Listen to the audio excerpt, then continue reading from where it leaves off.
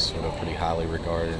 Is that something you guys pay attention to? You like that? Oh, absolutely. And you know, we're going to get it week in and week out with the SEC, and Mississippi State just another prime example of great secondaries. And they've got a good group of guys back there, highly rated corners.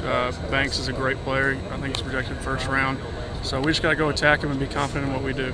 Do you guys take that as a personal challenge as receivers? I mean, against NC State, there was a lot of hype around Amerson, and you guys went after him pretty early. Yeah, absolutely. You know, it gives us a little something extra to work toward, and we know we have a good core group of guys that we're going to go out there and fight every down, and they've got a good secondary. It should be a nice matchup for all of us. Derek was just saying that Tyler's doing so much better late games, and that he might make 9 really good throws, and somebody will focus on the one bad throw out of the 10. I mean, how have you seen him sort of mature and grow in those late game, fourth quarter situations? Well, he's gotten better with the short-term memory. You know, if you make a bad play, you can't get too down on yourself because you got to come back the next play and do something better.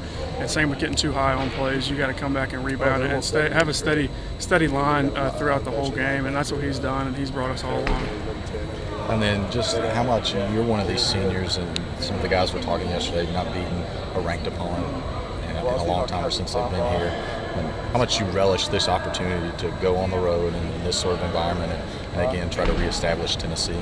Yeah, that's definitely what we're trying to do. And I think we showed a lot of fight, a lot of grit at Georgia, and we know we can do it. We know we can play with the best of them. We just got to finish late in games, and we were close against Georgia. We know we got it in us, so we just got to continue to gain confidence in ourselves. Thanks, man. Yep. What was it like this past weekend? Did you watch a lot of football, or did you kind of get away from the game? I actually watched quite a bit of football, you know, laying around on the couch. I went home, visited my parents, and, you know, it was nice to sit back and relax and watch some good football this weekend. Anything in particular stand out to you? What games did you make a point to watch?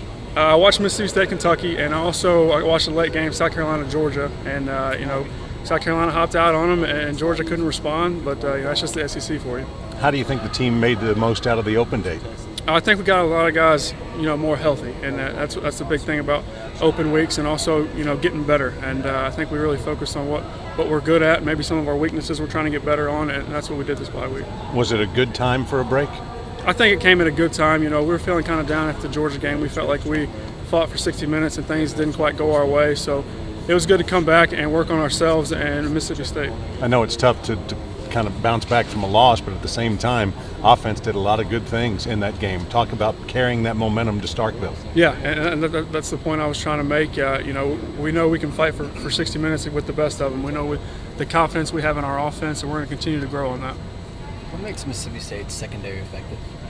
They're an older group of guys that knows what they're doing. They got 2 really good corners in Slay and Banks, and they know how to break on routes. They know they've been around. They've seen all the different kind of concepts offenses run, and they can really sit back and pick people apart. You've played for a while. Is there any secondary you've seen in the past that you kind of relate them to? You know, it's a good quality SEC opponent, and they have a good secondary. All the SEC secondaries are kind of up there with the top ranks in college football, and you know, it's just another one for us. Is there something about you being more amped up? Because you guys said the same thing about NC State's secondary. When you went out there and kind of blasted them out of the water, is there something for you as a wideout that you get a little bit more amped up against the guys that everyone's talking about? Yeah, absolutely. It's a great challenge for us, and we kind of put that on ourselves. We know the group we have in our receiving room, and we have T-Bray at quarterback, so we know the kind of big plays we can generate, and we're going to go against one of the top secondaries in the SEC, and looking forward to it.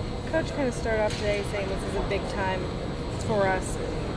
Trying to get that first SEC win when you look at the rest of the schedule. How important is just this one game right now and not looking ahead at the rest of what is in store for October? Right, you know, we got a tough stretch, and we know that. We've had it every year since I've been here, this tough stretch in October, but you know, we got to take it one game at a time, and we showed some grit and heart and fight at Georgia, so we know we can play on the road and compete against the best. You've never played in a 9 o'clock game, though. I have not played in a 9 o'clock game, so that'll be interesting, but you know, we got to take it for what it is. This may be the first time we've interviewed you without the skull cap. Well, we traded roles today. He's me and I'm him. I tried to get Tyler's hairstyle. I don't know how it's working out so well. He got to put on the skull cap, so. But you don't even, how'd you start wearing it? You don't even have a fro or anything. I started in high school, and I don't know why I carried it onto here. When I had long hair, it was easier to keep in shape, so I just kind of got used to it with my helmet. You didn't start a trend? No one else wanted to put it on? I've actually convinced Jacob Carter to start wearing it. He's got some long hair. He's going through the same things, the stages I went through, so I'm trying to teach him a little something. How do you think T-Bray looks in it? He's got some hair poking out the sides. I've seen better, but we're working on it. You say convinced. Is it convinced or hazy? It's all with Jacob. I'm going to say convinced. I won't haze younger players. We don't do that. Zach, just, I mean, what these corners, the secondary, this whole secondary, it looks like they've had a little better starts in the season. What makes them kind of special? They've been around for a long time, and they know the ins and outs of offenses. They've seen it. They know how to break on routes and stuff, and they got the numbers to show it. And they've got the years behind themselves, and we're going to have a big task ahead of us. Is it more of a patient zone type thing where bend but don't break, wait for quarterback to make a mistake? Yeah, kind of what NC State did. They sit back. They were a savvy group of guys too, and we sat back and we were patient. And that was what the big plays come to us, and that's kind of what our mindset is coming into this week. Zach says you have some work to do. That the wings don't need to be sticking out. You're sticking out too much. This one, yeah. You need a haircut. All right, good. Do the mohawk, sideways mohawk. You guys got the running game going against Georgia. It's gotten progressively better as the season's going on. Are you seeing that in the passing game at all with safeties and their depth? Yeah, and we put a lot of emphasis on that coming into this season. And we wanted to pound the ball. We know that's going to open up the passing game and vice versa. And safeties are starting to respect the run a lot more with this offense, and that's going to open up big plays for us. Is this going to be the biggest challenge of the year thus far with these DBs, or would you say maybe Florida's a little better, or NC State? They're probably all about even in my mindset. They've all been around. They're a savvy group of guys, and when you face SEC opponents, they're going to have great secondaries because that's how you play in the SEC against big time players. Does it change the way that you